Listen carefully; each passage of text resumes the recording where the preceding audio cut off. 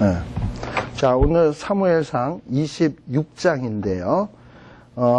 우리가 이미 말씀드렸지만 24장과 26장은 다윗이 사울을 죽일 수 있는 기회가 있었는데 죽이지 않은 이야기.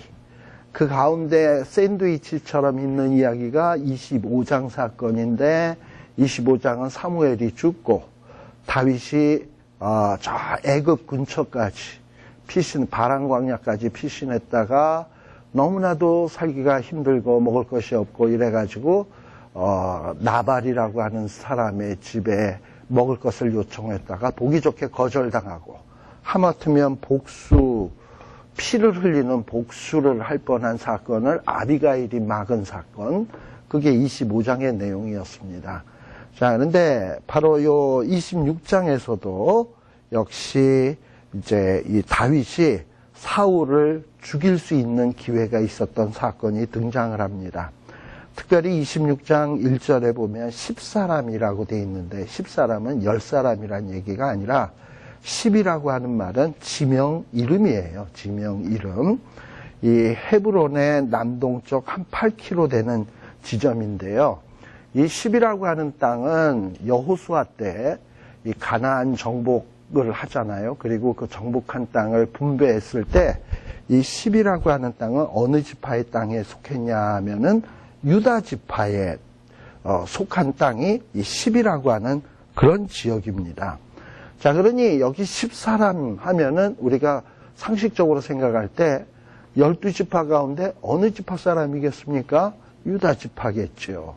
그리고 지금 다윗도 누구냐 하면 어떻게 보면 유다 지파 사람이고, 그런데 이 유다 지파 사람인 다윗을 유다 지파 사람들이 보호해 주지는 못할 망정 지금 뭐냐면 사울에게 와가지고 다윗이 저 하길라라는 곳에 숨어 있습니다 라고 고자질을 하고 있다 이 말이에요. 근데 그 고자질을 한 이유는 무엇인가?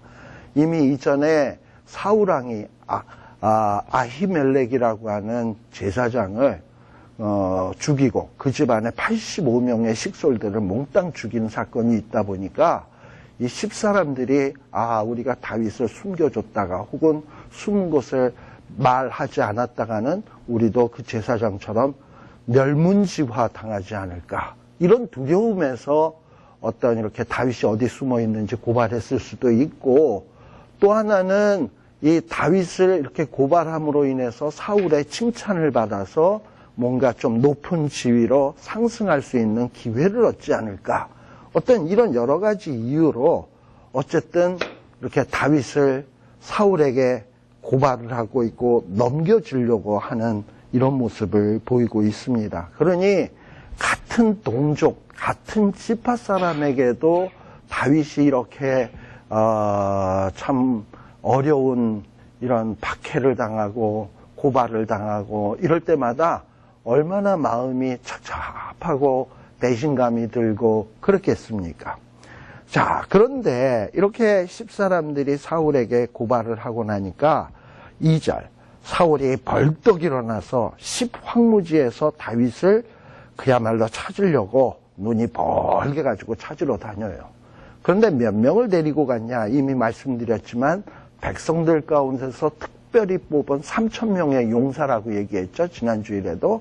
그러니까 이 3,000명은 단순한 3,000명이 아니라 한 사람이 100명을 상대할 수 있는 아주 특수부대 3,000명이에요. 근데 이런 사람들을 데리고 10황무지를 아주 이잡듯이 뒤지고 있는 겁니다. 자, 그런데 이 다윗이 이 황무지에 있다가, 황무지란 이 사막 같은 데요, 있다가 사울이 자기를 이렇게 추적한다라는 것을 눈치를 챘어요. 그리고서는 4절에 보니까는 탐정을 보냈다. 이제 다윗은 그냥 사울에게만 쫓겨다니는 신세는 아니야. 그야말로 자기 밑에 이제 탐정도 있어서 이전에 24장에서도 다윗이 사울을 죽일 수 있는 기회가 있었잖아요. 왜 그러냐? 하나님이 다윗을 지키고 있기 때문에 다윗이 비록 숫자적으로는 이 사울보다는 열세에 있지만 하나님이 함께 하셔서 어떻게 보면 숫자는 열세이지만 다윗보다도 훨씬 능가한 기민하고 민첩한 모습을 보이고 있어요. 눈치도 먼저 채고 그리고 또 탐정을 보내서 사울의 일거수일투족이 어떤지를 예의주시하고 있었다 이 말입니다. 그게 바로 이 4절이에요. 그래서 사울이 가까이 온 것을 딱 알게 되고 그리고 그 다음에 보니까는 일어나서 5절 사울의 진친 곳에 이르러서 딱 보니까는 이 사울이 진 가운데 피곤했는지 누워있고 백성들 그 사울의 경호하는 사람들은 둘러 진을 치고 있었더라라고 되어 있습니다. 자, 그런데 6절에 보게 되면 이제 누가 나오느냐? 다윗의 신복 가운데 햇사람 아히멜렉이라는 사람이 있고 또 누구냐? 요압의 아우 아비새라고 하는 이 두 사람이 나와요. 원래 이 햇사람이라고 하는 것은 오리지널 이스라엘 사람이 아닙니다. 이방 족속이에요. 근데 이 다윗 밑에 다윗을 돕도록 이 부하로 들어온 사람들 가운데는 이렇게 이방 족속 사람들도 있었던 것 같습니다. 햇사람 가운데 또 하나 다윗을 이렇게 보좌하는 유명한 사람이 있는데 그게 누구냐면 밧세바의 남편 우리아가 있습니다. 그리고 지금 여기에서는 햇사람 하고서는 누가 나오느냐면 아히멜렉이다라고 나오는데 이 아히멜렉이라고 하는 사람이 이전에 다윗이 피신할 때 제사장 아히멜렉에게 피신했잖아요. 이름이 같아요. 근데 지금 여기 있는 아히멜렉은 햇사람이고 제사장 아히멜렉은 햇사람일 리가 없죠. 이스라엘의 레위 지파, 제사장 지파 아히멜렉이란 말이에요. 그래서 이것은 동명이인이지 그 제사장 아히멜렉하고 같은 인물이 아니다라는 거예요. 그런데 이렇게 이방 족속임에도 불구하고 다윗을 보좌하는 일로 들어왔다? 그러면은 굉장히 유능한 인물이고 굉장히 인정을 받았을 거예요. 그런데 여기에서 다윗이 이 아히멜렉과 요압의 아우 아비에게 누가 나랑 같이 저 사울에 있는 진으로 내려가서 사울에게 한번 갔다 오겠느냐 하고 물었더니 아히멜렉이라고 하는 사람은 꿀먹은 벙어리였고 요압의 아들 아비새, 요압은 여러분들 잘 알죠. 이 다윗 밑에 최고의 장수예요. 근데 이 사람의 동생 아비새도 보통 사람이 아니었던 것 같아요. 그런데 이 아히멜렉이라고 하는 사람은 꿀먹은 벙어리고 요압의 아우 아비새가 내가 가겠습니다. 내가 함께 가겠습니다. 하고서는 선뜻 이렇게 사울에게 간다라는 건 3,000명이 있는 용사에게로 가는 것 아닙니까? 목숨을 거는 일 아닙니까? 그러니 얼마나 위험한 일이겠어요. 그러니까 아히멜렉이라고 하는 사람은 목숨 길에 거는 일에 나서고 싶지가 않은 거야. 쑥 빠지고. 그러나 아비새라고 하는 사람은 젊어서 그런지 다윗이 가는 곳이라면 어디든지 가겠다고 함께하는 이런 모습. 그래서인지는 몰라도 여기 이 햇사람 아히멜렉이라고 하는 사람은 여기에만 이렇게 잠시 기록되어 있지 이후에는 전혀 이 사람에 대한 기록이 전혀 없어요. 반면에 아비새라고 하는 사람은 다윗의 신복으로서 이것 이후에도 곳곳에 다윗의 신복으로 이름을 올리고 있습니다. 그러니까 정말 위험한 일, 목숨을 거는 일에 참여한 충성스러운 사람, 이런 사람의 이름이 계속해서 이름이 오르는 거야. 그러니까 우리가 교회에서도 어떤 높은 지위에 있다가 중요한 게 아니라 교회가 어려워 봐야 돼. 어려웠을 때 누가 진짜 교회를 위하는 사람인지 교회를 위해서 충성하는 사람인지가 딱 갈라지더라고요. 권사냐 장로냐 집사냐 목사냐 이게 아니라 어려움이 딱 생겼을 때 진짜 교회의 어려운 일을 내 일처럼 생각하고 몸으로 감당해내는 사람들이 있다고요. 그런 사람들이 충성스러운 사람이에요. 지금 이거 어떻게 보면 아히멜렉이라고 하는 사람하고 아비새라고 하는 사람은 은근히 비교하고 있어요.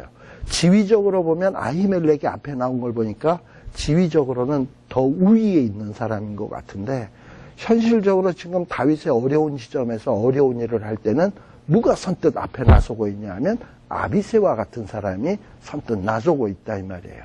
그래서 이 아비새라고 하는 사람의 이름은 성경 곳곳에 기록되어서 계속해서 그 이름이 남아 있습니다.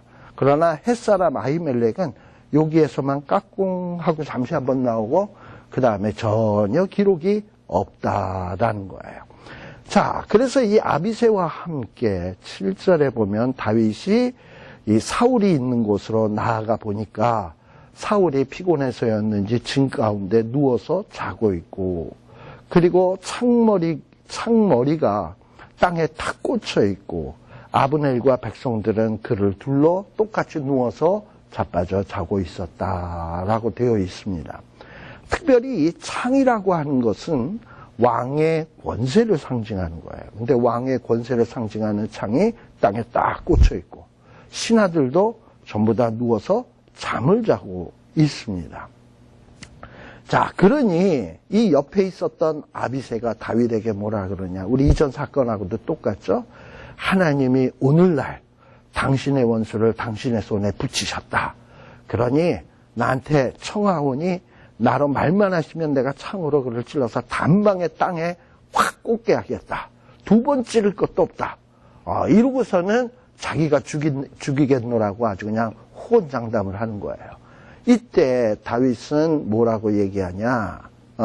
아비새에게 이르되 죽이지 말라. 누구든지 손을 들어 여호와의 기름 부음을 받은 자를 치면 죄가 없겠느냐. 그러면서 여호와 하나님께서 살아계시니까 뭐 악한 자가 있으면 하나님이 알아서 치실 것이고, 또 하나님께서 악한 자가 있으면 그를 치실 때 전쟁에서 죽게 하거나 혹은 병들어서 죽게 하거나 그렇게 망하게 하실 텐데, 하나님에게 모든 살고 죽는 문제가 달려있는데 내가 어떻게 기름 부음, 하나님이 특별히 기름 부음 받은 자를 내가 칠 수 있겠냐. 그건 금하는 일이니 절대 해서는 안 된다 하면서 뭐만 가져가냐. 창과 물병. 창은 왕권을 상징하는 거고요. 그 다음에 물병은 뭐냐. 광야 사막에서는 이 물병이라는 게 생명수와 같은 거예요. 그러니 이 창하고 물병을 가져갔다는 건 나는 당신의 것을 얼마든지 당신의 왕권도 취할 수 있고 당신의 생명도 취할 수 있다는 것을 은연중에 암시하는 거야. 그래서 이 두 개만 딱 갖고 오는 거예요. 그래서 창과 물병을 가지고 떠났는데, 그야말로 이 두 사람이 왔다 간 거에 대해서 아는 사람이 없어요. 전혀 아는 사람이 없고 다 깊은 잠이 들었어요. 12절에 보세요. 끝에 보면 여호와께서 그들로 깊이 잠들게 하셨으므로 그들이 다 잠이었더라.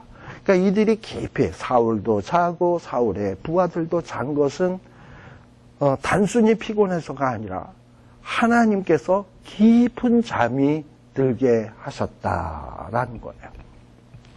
그러면 하나님께서는 왜 사울과 이 사울의 부하들에게 깊은 잠이 들게 했을까? 진짜 아비새의 말 맞다나? 이 죽일 기회가 왔으니 잠잘 때 가서 확 죽이라고 이 사람들을 잠들게 했을까? 근데 아니면 이렇게 다윗이 사울을 죽일 수 있는 기회가 되었는데도 다윗이 과연 어떻게 행동을 할 것인가 하나님이 보시기 위해서, 한번 테스트하기 위해서 사울과 사울의 부하를 잠들게 했을까? 그랬을 때 1번일까요? 2번일까요? 2번이라고 지금 머리에다 손가락 이렇게 하신 거죠? 2번. 오케이. 2번이겠죠? 자, 이렇게 하나님께서는 때로는 우리에게 어떤 상황을 딱 주시고서는 너 이런 상황에서 너는 어떻게 할래? 우리가 생각할 때는 사울을 죽일 수도 있어. 이런 순간에 정말 절호의 하나님이 주신 기회 같아. 근데 그걸 과연 하나님이 기뻐하실까? 이런 기회가 왔음에도 불구하고 여호와의 기름 부음 받은 자를 해야 하는 것은 하나님이 기뻐하시는 일이 아니고 금하신 일이니 내가 기회가 주어졌어도 하지 말자. 이거를 기뻐하실까? 하나님은 그런 어떤 내 신앙의 상태를 보시고 싶어요. 그래서 어떨 땐 우리의 삶 속에서 아리송한 상황을 주셔.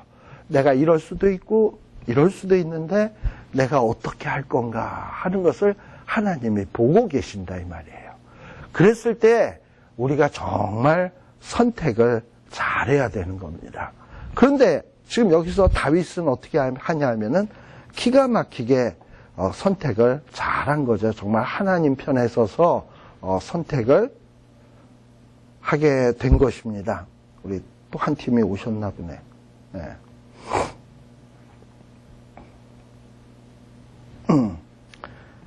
자, 그러면서 이제 다윗이 물병하고 창을 들고 저 건너편, 아마도 사울이 쫓아오기에는 좀 어려운 지역에 가가지고 멀리 산꼭대기에 서서 거리를 멀리 유지하고서 그리고서는 이 사울 있는 쪽을 향해서 큰 소리로 외치는 거예요. 근데 14절에 보면, 여기에 보면 누가 나오느냐 하면 넬의 아들 아브넬이라는 사람이 나옵니다.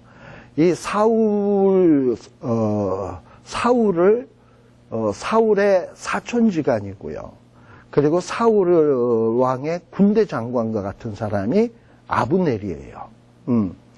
자, 근데 이 아브넬은 사울 왕을 지키는 그야말로 경호의 책임이 있는데, 이 경호의 책임이 있는 사람이 뭐 하는 거냐면 지금 사울이 자는데 같이 자버린 거야. 그러니까 그 사실을 알고 있는 다윗이 뭐라 그러냐 하면, 아브넬아, 너는 대답지 아니하였느냐. 이랬더니 아브넬이 대답을 하기를, 너는 누구냐? 라고 물으니까 15절에 다윗이 뭐라고 얘기하냐. 네가 용사인데, 즉 이 얘기는 네가 군인인데, 이스라엘 중에 누구냐? 너가 그야말로 군인 중에 군인 아니냐? 그런데 너의 주인인 사울왕을 지키지 아니하고 사울왕이 잔다고 너도 같이 자빠져서 자는 것이 마땅한 일이냐? 어떻게 너가 군인이 돼가지고 그 책임을 소홀히 해가지고 그런 식으로 할 수가 있느냐? 하고 아브넬을 꾸짖고 있는 거예요. 26장 15절입니다. 사무엘상. 그러면서 꾸짖고 있는 거예요. 그래서 우리 중에 사람이 너의 주인 사울왕을 죽이려고 옆에까지도 들어갔다. 근데 너는 그 인기척도 전혀 눈치채지 못하고 잠만 잤다. 그러니 16절에 네가 하고 있는 일이 뭐다? 그야말로 책임을 감당치 못한, 책임에 소홀한, 아주 선하지 못한 일을 한 것이다. 즉 무슨 얘기냐? 여호와의 기름 부음 받은 너희 주 사울왕을 보호하지 아니하였으니 너는 마땅히 죽을 자다. 책임을 제대로 수호하지 못했기 때문에 너는 탄핵감이다. 지금 읽고 얘기를 탄핵감이 정도가 아니죠. 죽을 찐이라 라고 얘기를 한 거예요. 근데 여기에서 보면 이 다윗이 하는 말을 잘 보세요. 다윗의 신앙이 나와 있어요. 거기 보면 16절에 보면 여호와께서 살아계신다. 여호와의 기름 부음 받은 너희 주라고 얘기를 하고 있어요. 역시 다윗은 사울왕을 뭐라고 표현하느냐? 여호와의 기름 부음을 받은 주다라고 얘기를 하는 거예요. 자기를 괴롭히는 원수라고 해서 놈자를 붙인다든지 낮추어 얘기한다든지 그렇지 않아요. 다윗은 여전히 사울은 자기보다 더 주군이고 자기는 그 신하다라는 이런 의식이 있어요. 근데 아브넬 너는 그 너의 주군인 그 왕을 보호하지 않았으니 이게 마땅하냐? 그러면 아브넬이 네가 언제 왔다 갔는데 하고 이제 되물을 수 있잖아요. 그러니까 거기에서 다윗이 사울을 죽일 수 있었던 기회가 있었던 것을 증명하기 위해서 탁 내민 게 봐라. 이게 사울의 창 아니냐. 봐라. 이게 사울의 물병 아니냐. 딱 보여준 거죠. 그걸 보는 순간 아브넬은 아무 소리도 할 수 없었겠죠.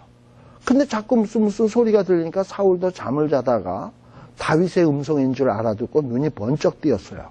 그러면서 다윗에게 얘기하기를 야 이게 다윗의 네 음성이냐 17절.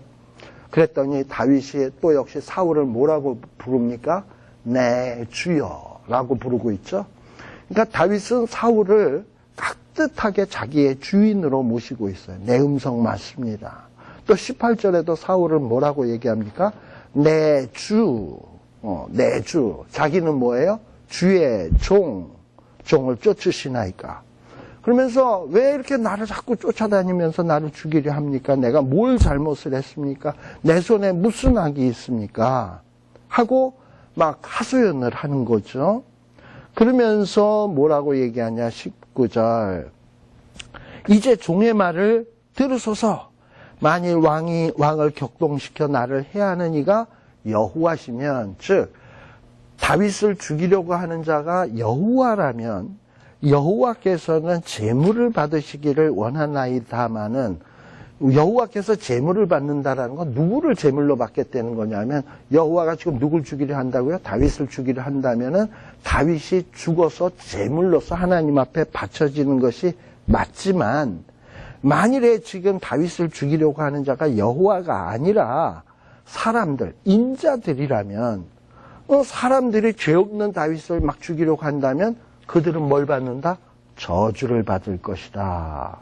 왜 그들이 저주를 받을 수밖에 없냐 하는 이유에 대해서 우리 그 19절 하반부에 나와 있는데, 왜냐? 사람들이 자꾸 다윗을 죽이려고 하면 다윗은 이 유다 땅, 이스라엘 땅에 머물러 있을 수가 없고 어디로 피난갈 수밖에 없습니까? 이전에도 블레셋으로 한번 도망간 적이 있었죠. 또 힘들 때는 또 어디로도 도망간 적이 있었냐면 모압 땅으로도 도망간 적이 있었죠. 이렇게 이방 땅으로 도망을 가게 된 때가 있다 이 말이에요. 근데 이방 땅에 들어가면 그 이방 땅은 누구를 섬기냐? 여호와를 섬기는 땅이 아니라 우상을 숭배하는 땅이거든. 그러니까 다윗 보고 이스라엘 땅에 있지 못하게 자꾸 죽이려 하면 다윗이 딴 땅으로 도망을 가게 되면 그에게는 곧 다윗 보고 우상 섬기라 하는 내용과 똑같다라는 거예요. 그러니까 하나님의 백성인 사람을 우상 섬기라고 자꾸 내쫓으면은 죄짓게 만드는 거 아니에요. 그러니 하나님이 어찌 기뻐하시겠냐 이 얘기죠. 그리고 또 뭡니까? 이렇게 다윗을 자꾸 괴롭히게 되면, 다윗이 이방 땅으로 도망을 가게 되면 우리 그 19절 하반절에 보면 다윗이 어디에 붙어 있지 못하다? 여호와의 기업에 붙어 있지 못한다. 그러니까 여호와의 기업인 사람들은 이스라엘 땅 안에 머물러 있으면서 살게 돼 있는데, 다윗이 자꾸 쫓겨서 도망가게 되면 여호와의 기업에 벗어나 있는 버려진 가지처럼 되는 것 아닙니까? 그러면 이거 하나님이 안 기뻐하는 일 아니냐라는 거예요. 그런데 일찍이 다윗이 한때 모압 땅에 갔었을 때, 왜냐하면 자기의 식솔들이 한 400명 됐을 때입니다. 뭐 늙은 아버지, 또 나이 많은 노인들, 이런 사람들을 데리고 피해 다니려니 얼마나 힘들어. 그래서 모압 땅으로 간 이유는 이 다윗도 룻의 피가 흐르잖아요. 그리고 룻은 모압 사람이잖아. 그러니까 모압하고는 일종의 관련이 좀 있거든요. 그러면 거기에 가면 도움받지 않을까 해서 한 400명의 식솔들 가운데 노약자들을, 이런 사람들을 모압 땅에다 의탁했던 적이 있단 말이죠. 그리고서는 이 모압 땅에 자기도 다윗도 거기에다 본거지를 두고 활동을 하려고 할 때 하나님의 선지자 갓이 나타나서 너 왜 모압 땅에 있느냐? 너는 유다 땅으로 들어가야 된다. 유다 땅을 벗어나면 안 된다. 왜냐하면 다윗은 이미 이스라엘 땅에 왕이 될 사람으로 기름 부음 받은 자 아닙니까? 그렇다면 이스라엘 땅 안에서 공을 세워야 되고 이스라엘 땅 사람들을 위해서 섬기는 일을 해야지, 이방 땅에서 방황하고 다니는 것은 바람직하지 않다라고 하나님의 계시를 받은 선지자가 다윗에게 이야기를 해줬거든요. 그러니 다윗은 이스라엘 땅을 떠나서는 안 되는 사람이에요. 그런데 사울과 사람들은 자꾸 뭐 하고 있냐면 다윗을 못 살게 하는 거야. 이스라엘 땅에서 살 수 없도록 자꾸 핍박을 하는 거야. 그러다 보니 다윗은 지금 어쩔 수 없이 블레셋으로도 가고 모압으로도 가고, 그러다 보면 우상 섬기는 사람들에게 가게 되고 이 문제가 생기게 된다 이 말이에요.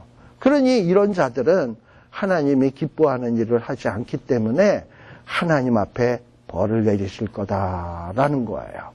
자, 그래서 20절에 보게 되면, 그런즉 청컨대 여호와 앞에서 먼 이곳에서, 여호와 앞에서 먼 이곳이라는 것은 다윗은 늘 마음이 어디 있었냐? 이 언약궤가 있는 그곳, 하나님의 성소가 있는 그곳, 그러니까 예루살렘 뭐 이런 곳이겠죠. 이런 곳에 늘 마음이 가 있는데, 근데 그런 곳에 마음이 가 있고 그곳에서 살고 싶은데, 다윗은 지금 본의 아니게 이리저리 쫓겨다니다 보니까 그 성소로부터 멀리 떨어진 곳에서 유리하며 방황을 하고 있다 이 말이죠. 그리고 여기에서 내 피가 흐른다? 죽게 하지 말게 해달라. 나는 하나님 성소의 근처에 있고 싶다. 그러면서 사울에게 하는 얘기가 왜 당신은 메추라기를 사냥하는 자와 같이 이스라엘 왕이 돼가지고 한 벼룩을 수색하러 나오셨냐라고 얘기를 하는 거예요. 메추라기는 우리가 어디서 많이 듣던 얘기입니까? 이스라엘 백성들이 광야에 있을 때 만나와 메추라기를 먹지 않았습니까? 그래서 이 메추라기는 주로 어디에 많으냐면 광야에 많은 새가 메추라기예요. 산에는 메추라기가 있냐? 없어요. 산에는 원래 메추라기가 없어요. 그러니까 메추라기를 사냥하기 위해서 산으로 간다? 그 얘기는 뭐랑 똑같은 거냐면 물고기 잡으러 산에 간다? 라는 얘기와 똑같아. 그러니까 물고기 잡으러 산으로 간다라는 거는 얼마나 어리석은 얘기입니까? 근데 지금 왕이 하는 일이 마치 그와 같다라는 거야.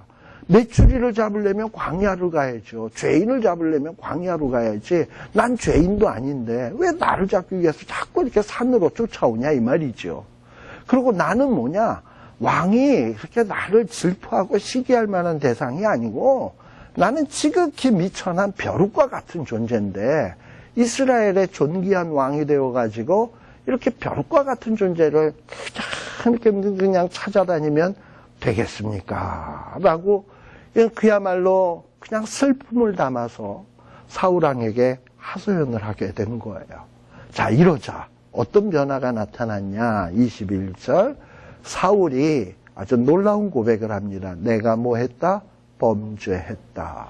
이전에 24장의 사울의 태도하고는 좀 더 발전된 모습이에요. 내가 범죄했다. 그리고 이번엔 또 뭐라고 얘기하냐면 다윗을 향하여 뭐라고 얘기하냐면 내 아들 다윗아 돌아오라 라고 얘기를 하고 있어요. 돌아오라.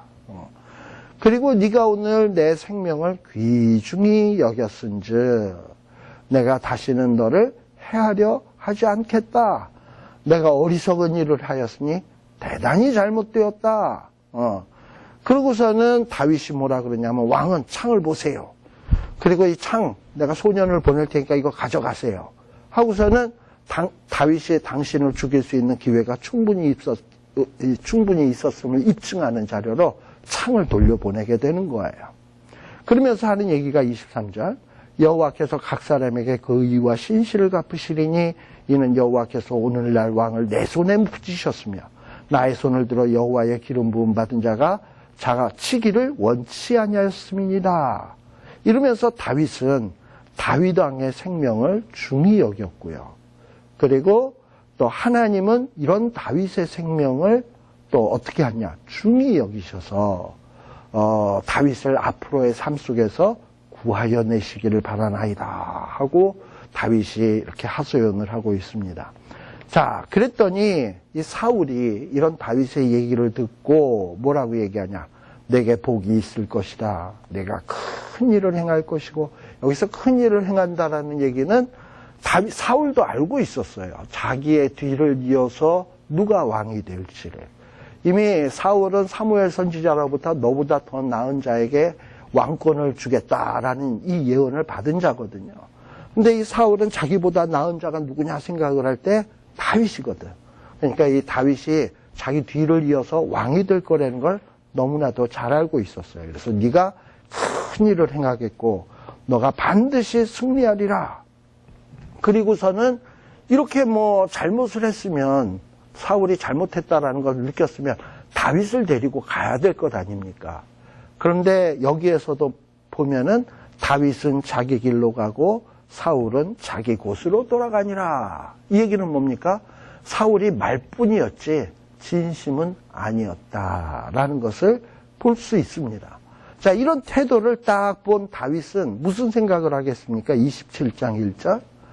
야, 24장에서도 다윗이 날 죽이려고 하고 뒷부분에서는 회개하는 모습을 보였는데 이렇게 또 10사람들의 이야기를 듣고 나를 또 죽이려고 했는데 이번에 두 번째도 또 뭐 회개하는 척 했는데 그거를 앞으로 계속 어떻게 믿을 수 있겠는가? 도무지 저 사울은 믿을 만한 사람이 못 된다. 이거 완전히 확인을 하게 된 거예요. 왜냐하면 자기 길 가고 다윗은 또 자기 길을 갔으니까. 그래서 27장 1절에 다윗은 무슨 결론을 내리냐. 아, 나는 이런 식으로 지내다가는 필연 사울의 손에 망하겠구나. 그러니 나는 이제 어떻게 해야 되겠다? 이스라엘 땅에 더 머물러 있으면 죽게 될 테니 어디로 망명 가는 게 낫겠다? 블레셋 땅으로 망명 가는 게 낫겠다. 근데 이전에도 블레셋 땅으로 망명 갔다가 침을 질질 흘면서 벽을 벅벅 긁으면서 미친 체 하다가 그 블레셋 왕이 얘 내가 미친놈을 또 하나 더 주고 이렇게 미친년 보살필 일 있냐 이래가지고 내어 쫓으라 해가지고 블레셋에서 다시 쫓겨난 적이 있었어요. 근데 이랬던 다윗이 다시 지금 블레셋으로 또 망명을 가겠다라는 거야. 그러면 왜 다윗은 이렇게 블레셋에서 한번 망명 갔다가 미친 척하고 나왔던 사람이 또다시 블레셋으로 가는가? 아마도 나름대로 이런 생각을 했겠죠. 아, 세월이 오래됐으니까 이제는 블레셋 사람이 받아주지 않을까 이런 기대. 또 두 번째는 왜 이런 생각을 했을까 생각을 했을 때 이 사울이 그동안에 다윗을 얼마나 그야말로 이잡듯이 찾아다니면서 다윗을 죽이려고 했습니까? 근데 이 다른 나라의 원수의 나라의 왕에 대한 정보는 이 다른 원수 나라에서도 늘 체크를 하고 있어요. 아, 사울이라는 자가 다윗을 자기의 정적인 다윗이라는 자를 죽이려고 요즘 혈안이 돼서 광야로 산으로 오만 대로 돌아다닌다더라. 이거를 블레셋 사람들도 다 알고 있거든요. 그런데 이 블레셋 사람들이 다 알고 있는데 그렇게 사울에게 쫓기던 다윗이 자기네 나라로 들어왔다. 그러면 뭔가 블레셋 사람 입장에서 보면은 요 다윗이 활용 가치가 있겠습니까? 없겠습니까? 있겠죠.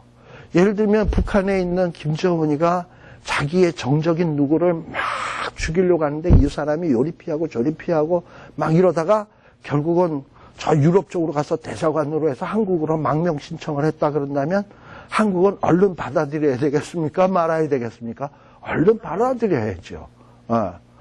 그런 식인 거예요. 그래서 다윗이 이전에 블레셋에서 미친 척하고 제정신 아닌 것처럼 보여서 쓸데없는 줄 알았는데 그러면 사울이 쫓아다닐 리가 있겠어요?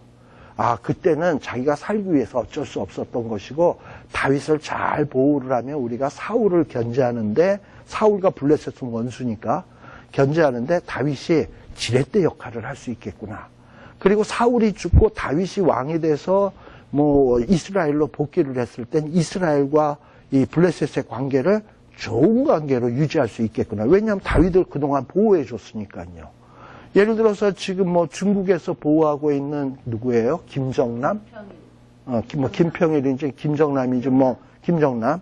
만일에 김정은이가 무슨 어떻게 돼서 유고가 돼가지고 김정남이를 북한에 수령으로 세운다고 했을 때 김정남이는 여태까지 누구의 보호를 받았냐면 중국의 보호를 받았단 말이에요.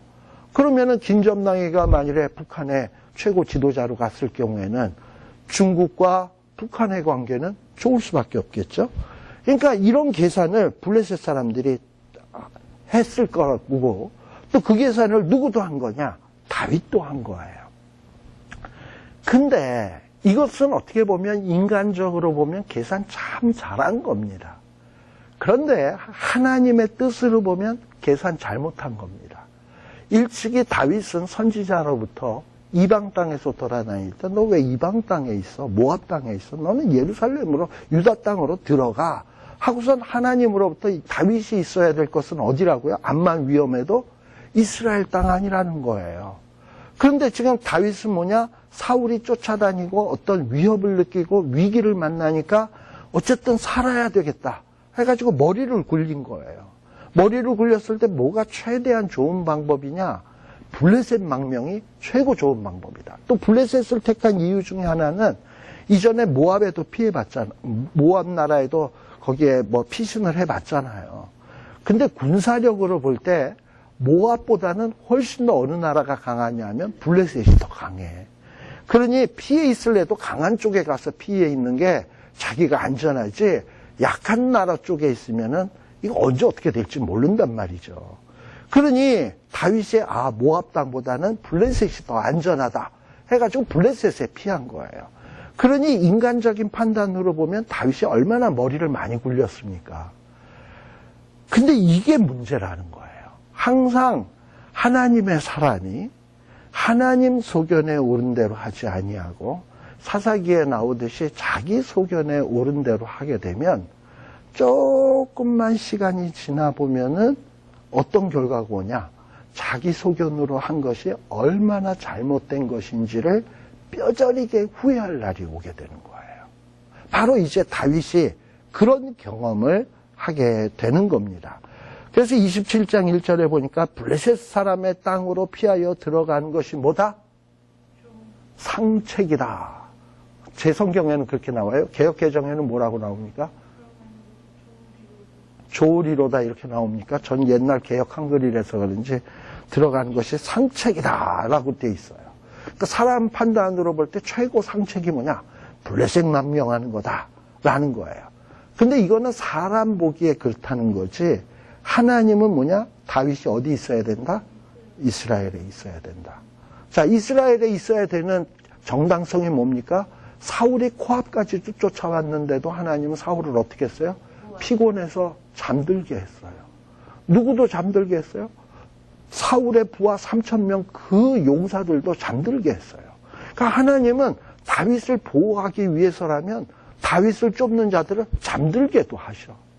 그리고 또 어두운 동굴 속에 들어와서 갑자기 은가가 매력해 해가지고 동굴 속에 들어가는데 밝은 데 있다 들어간 사람은 안 보이고 숨어있던 사람은 보이게 해서 훨씬 더 다윗이 사울을 죽일 수 있는 유리한 입장에도 하게 하시고 그걸 경험을 했다면 다윗이 또 어떨 때는 막 쫓아오니까 블레셋 군대가 쳐들어오게 해가지고 사울이 어쩔 수 없이 퇴각하게 만드는 일도 보이셨고 이런 거를 다 경험을 좀 다윗이 했다면 무슨 생각을 해야 되냐면 내가 암만 호랑이 굴 속에 있다 하더라도 호랑이 입속에다 머리를 디민다 하더라도 하나님이 나의 반석이고 요새시고 나의 산성이시라면 나는 암만 이스라엘에 있어도 사울이 날 쫓아온다 해도 나를 해치 못할 것이다.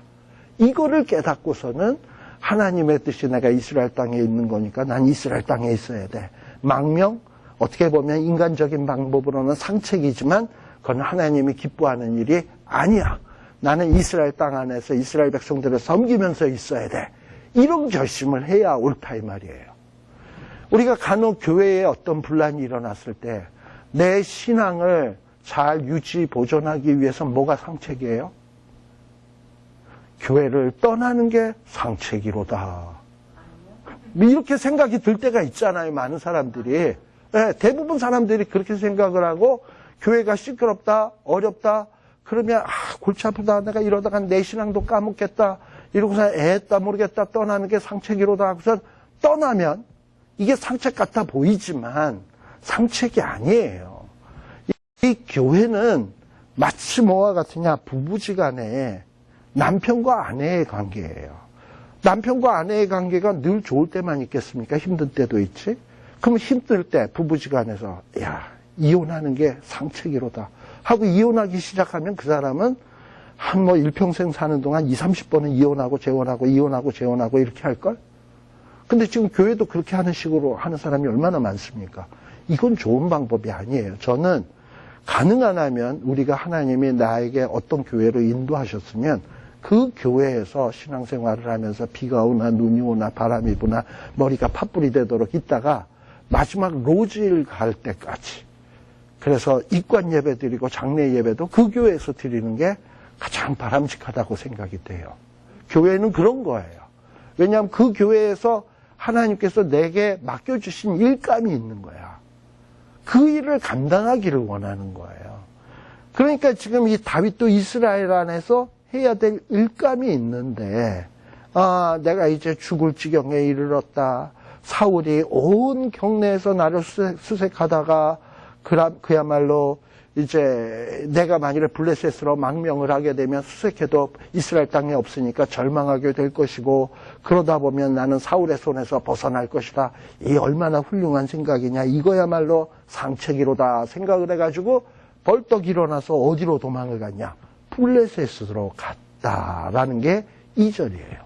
그래서 이러다 함께 있는 600명의 사람을 데리고 이 가드왕 마옥의 아들 아기스에게로 갔다라고 되어 있습니다. 그래서 이제 자기의 식솔들을 데리고 600명의 식솔들을 데리고 27장 3절입니다. 식솔들을 데리고 가드에 가서 아기스와 동거하였다. 자, 여기서 이 동거했다라는 것은 뭐냐면 군인들 가운데도 나라에 속해서 일하는 군인이 있고요. 어떨 경우에는 또 어떤 나라에서는 자기네 나라의 군인의 수가 부족하니까 외국에 있는 군인들을 돈 주고 사오는 경우가 있어요. 이런 게 뭐냐면 용병이라고 얘기하죠. 용병. 지금 보니까 다윗은 어떤 개념으로 블레셋에 들어간 거냐면 이 블레셋 왕 아기스의 용병으로 들어가게 된 거예요. 그래서 이 용병으로서 이 아기스와 다윗 간의 동거가 시작이 된 거예요. 그러니까는 다윗은 아기스 왕이 시키는 명령대로 수행을 하고, 또 다윗은 아기스로부터 사울로부터 보호함을 받고 아기스에 의해서 이러면서 서로 이익에 의해서 동거하기 시작을 했습니다. 자, 그런데 거기에 잠시 무슨 얘기가 나오느냐. 막간을 이용해서 다윗의 여자들이 나오네요. 또 다윗에게는 두 아내가 있었는데 하나는 아히노암, 또 하나는 나발의 아내였던 아비가일이 있어요. 네. 근데 왜 여기에 미갈이 안 나오냐? 이미 우리 앞에서 살폈습니다만 미갈이라고 하는 여자는 사울이 다른 남자에게 주었다 그랬죠.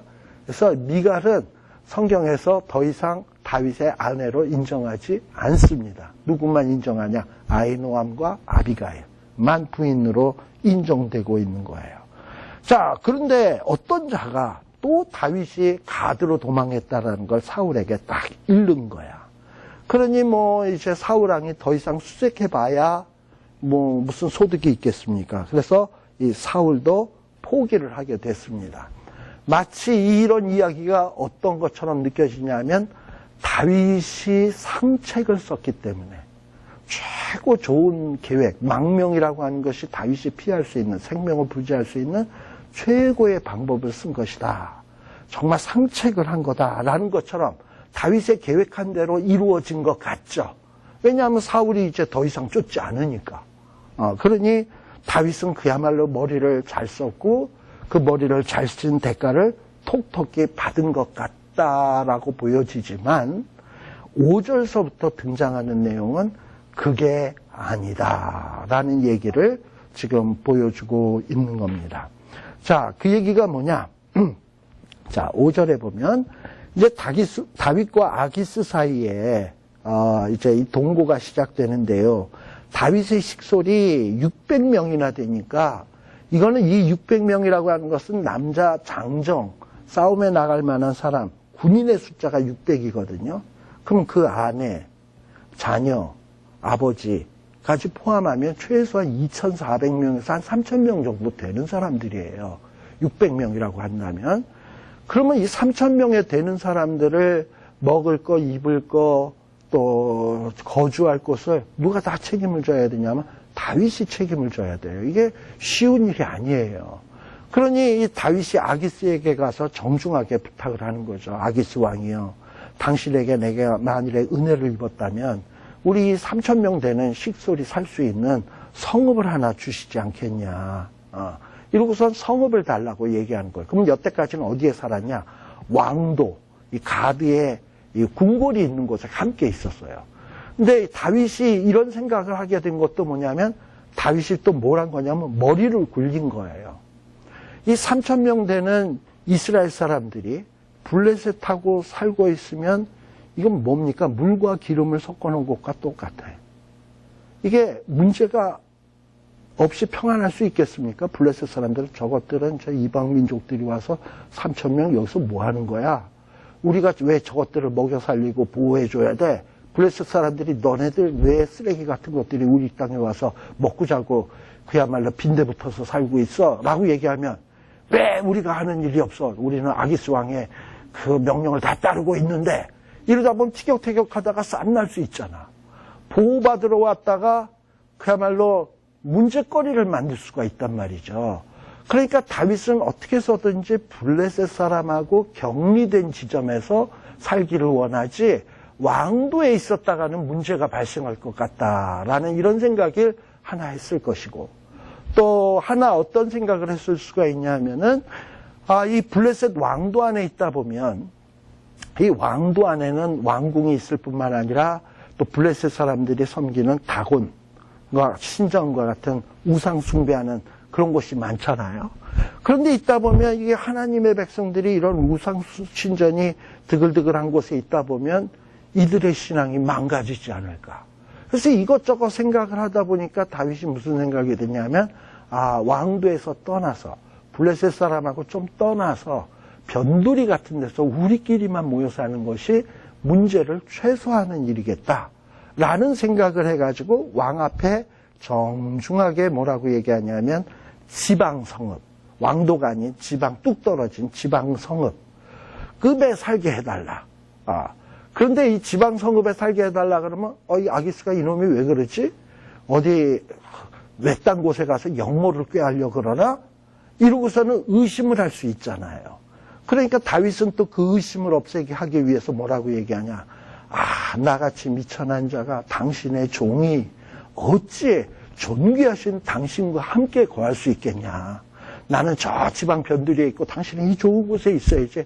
어떻게 이렇게 있을 수 있겠냐? 이러면서 어떤 아기스의 환심을 얻기 위해서 그야말로 아주 극상의 겸손의 모습을 취하고 있는 거예요.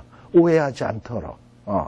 자, 그랬더니 아기스가 가만히 듣고서는 이 다윗의 시커먼 속은 전혀 꿰뚫어 보지 못하고 당신의 종이 어떻게 당신과 함께 왕도와 거하겠습니까? 그러니까 그렇지, 내가 너의 주인이지 너는 내 종이지. 으쓱해가지고 그래, 내가 주인이니까 너한테 너가 살 수 있는 곳을 줄게 하고선 준 땅이 어디냐 하면 시글락이에요. 시글락. 시글락을 그에게 주었다라는 거예요. 이 시글락이라고 하는 곳은 어떤 곳이냐? 여호수아 때 가나안 정복 전쟁을 해서 땅을 분배받았을 때 어느 지파에게 주어진 땅이냐? 유다 지파에게 주어진 땅이었어요.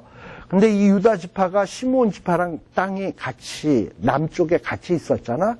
그래서 시므온 지파에게 땅의 일부를 시므온 지파가 유다 지파가 떼주도록 돼 있었다고. 그때 떼준 땅이 뭐냐면 시글락이었어요. 근데 이 시글락을 시므온 지파가 이 땅을 지키지 못하고 있다가 이걸 블레셋에게 뺏겨버린 거야. 그래서 이 시글락은 원래 유다 지파의 땅이었다가 시므온 지파에게 갔다가 시므온 지파가 지키지 못하고 블레셋에게 뺏긴 땅이에요. 근데 이 땅이 지금 공교롭게도 누구에게 주어지게 된 거냐 하면은 다윗에게 주어지게 된 거예요. 참 오묘하죠. 그래서 이 다윗이 그 땅을 그 땅에서 살게 된 거예요. 그래서 이 시글락을 주었으므로 시글락이 여기 6절에 보게 되면 그 시글락이 오늘까지 유다 왕에게 속하니라. 그래서 이 다윗이 그때 점령을 했고 나중에 다윗이 블레셋을 점령을 해가지고 다 이 땅을 다 유다 땅으로 돌리게 되잖아. 그러면서 다윗이 얼마 동안 있는다? 1년 넉 달. 이제는 여태까지는 맨날 사울에게 쫓겨다니다가 다윗이 머리 한번 잘 써가지고 또 아기스한테 또 머리 한번 잘 써가지고 안전하게 1년 넉 달을 지내게 돼요. 1년 넉 달을 지낼 때 다윗의 심정은 어떤 거였을까? 나는 역시 머리가 좋아. 정말 이 위기를 기가 막히게 잘 넘겨서 봐봐. 이 400면을 이 외딴 곳에서 블레셋 사람 눈치 안 보고 우리끼리 하나의 제국을 건설해서 시글락에서 살고 있는 것 아니야. 난 기가 막히게 머리가 좋은 사람이야. 뭐 이런 생각을 했을 거 아닙니까? 그죠? 네. 자, 그러면서 1년 넉 달 동안 평안하게 지내고 있었습니다.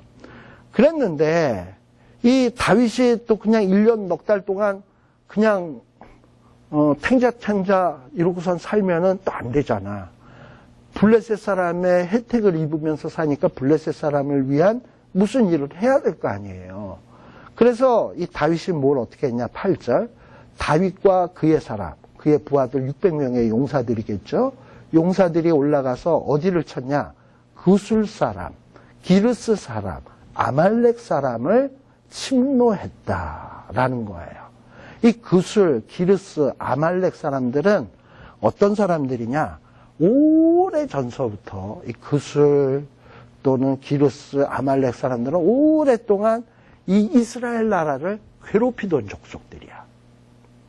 근데 지금 다윗이 시글락에서 600명의 용사를 데리고 있으면서 지금 누구를 친 거냐? 그동안에 이스라엘 백성들을 괴롭히던 왼수 같은 놈들을 가서 확 해서 침노해서 쳐들어간 거예요. 근데 쳐들어간 이유는 뭐냐?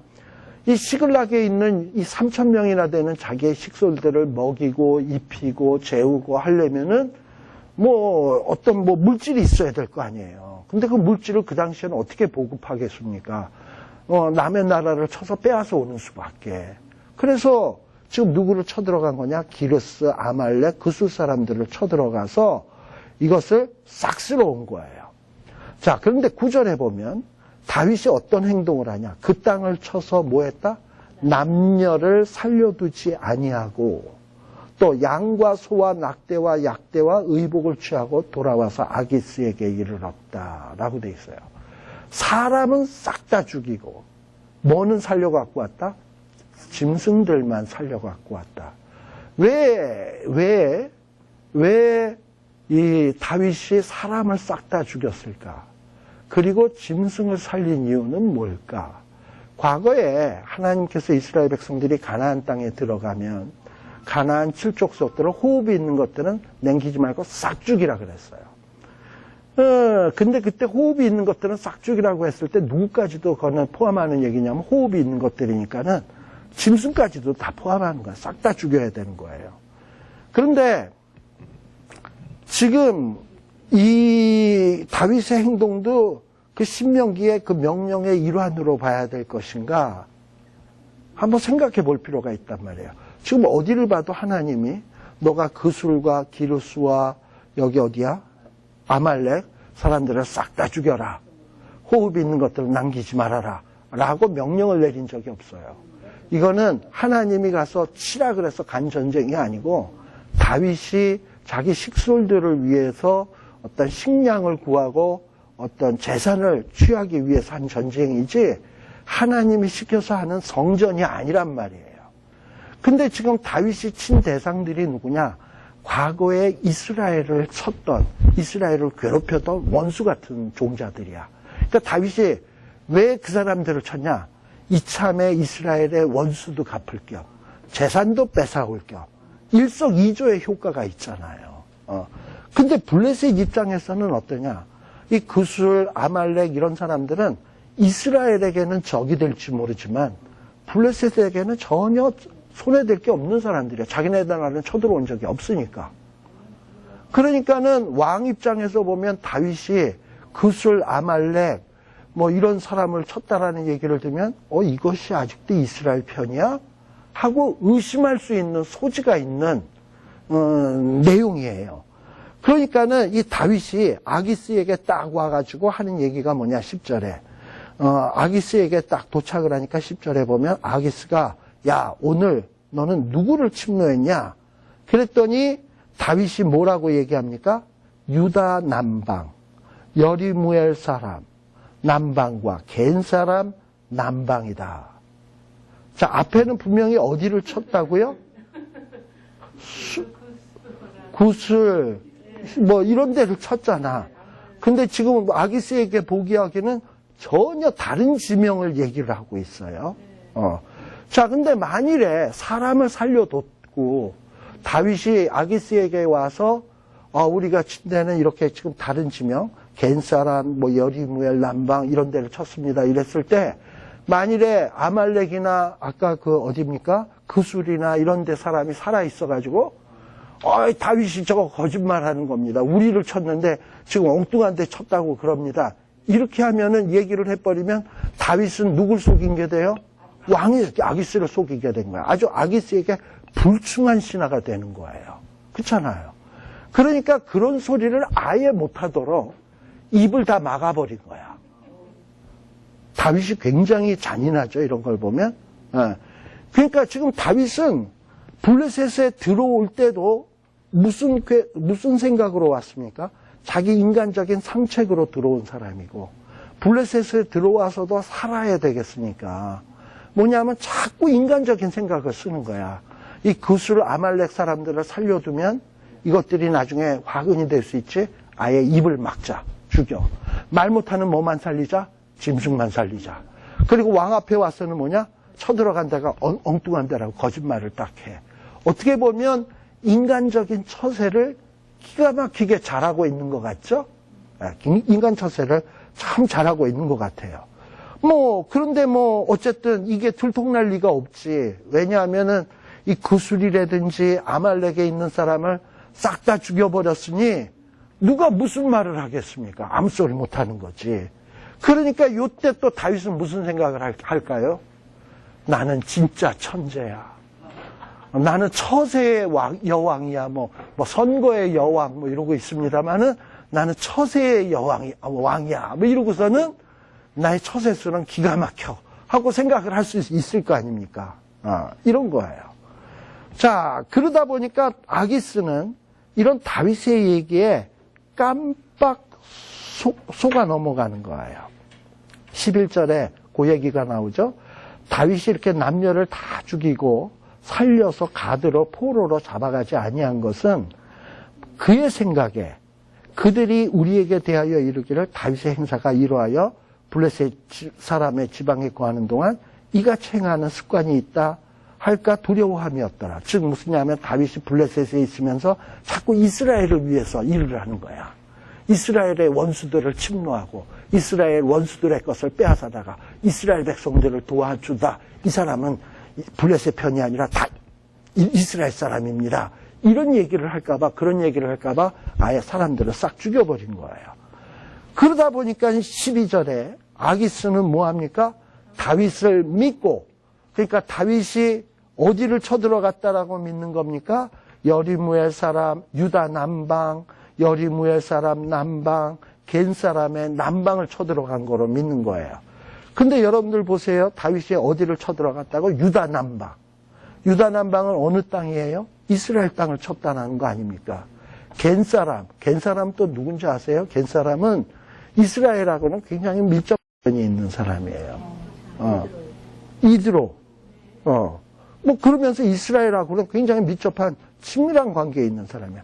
그러니까 실제는 이스라엘하고 원수지간이었던 사람, 이스라엘을 괴롭혔던 나라를 쳐놓고서는 지금, 그리고 거기 있는 사람을 싹 다 죽여놓고서는, 그리고 물건을 빼앗아 가지고서는 뭐라고 얘기하냐? 나는 이스라엘 사람, 유다 남방과, 그리고 이스라엘하고 친한 겐 사람과 여리무엘 사람, 이런 사람을 쳤다. 그러면 아기스가 들을 때, 다윗이 드디어 정말 이스라엘로부터 온갖 정이 다 떨어졌구나. 그리고 이제는 이스라엘하고는 완전히 왼수지간이 됐구나. 아기스가 볼 때, 이제 다윗은 내 사람 다 됐구나. 블레셋 사람 다 됐구나. 이스라엘의 적이 다 됐구나. 얘를 믿을만 하구나. 이런 결론에 이르게 되었다, 이 말이죠. 그러니까 이런 걸 하기 위해서 다윗은 지금 뭐 하고 있습니까? 서슴없이 거짓말을 하고 있는 거예요, 아기스에게. 자기가 친 땅을 쳤다라고 얘기하지 않냐고, 치지 아니한 땅을 쳤다라고 얘기를 하는 거예요. 그랬더니 이 말을 믿은 12절에 보면 아기스가 다윗을 철떡같이 믿고 말하기를, 다윗이 이렇게 자기네 나라 유다 남방을 치고 겐 사람을 치고 여리무엘에 거기를 쳤으니 이제 다윗은 이스라엘 사람의 원수가 되겠구나. 미움을 받겠구나. 그리고 다윗은 이제 영원토록 내 종이 되겠구나. 내 사역자가 되겠구나. 그러면서 아기스는 이제 다윗은 내 사람이나 다름없다 하고 안도나게 되는 거예요. 이렇게 아기스가 안도나는 모습을 보면서 다윗은 무슨 생각을 했을까요? 나는 머리가 너무 좋아. 이 생각을 했겠죠. 그런데요, 하나님의 백성은 지 머리, 지 잔재주, 머리 굴리는 거로 사는 사람이 아니에요. 하나님의 사람은 철저하게 하나님의 돌보심과 보호하심으로 사는 사람이지, 내가 인생살이를 하면서 내가 이 위기를 어떻게 타파할까? 필요하면 거짓말도 해야지. 상대방을 속이기도 해야지. 뭐 그러면은 이 위기를 돌파할 수 있을 것 같지만, 그렇게 해서 내가 머리를 굴려서 정당하지 못한 방법으로 거짓말도 하고 해서 위기를 다 헤쳐나온 것 같지만, 그거는 내 뒤에다가 지뢰를 주렁주렁 매달고 다니는 것과 똑같아요. 언제 터질지 몰라.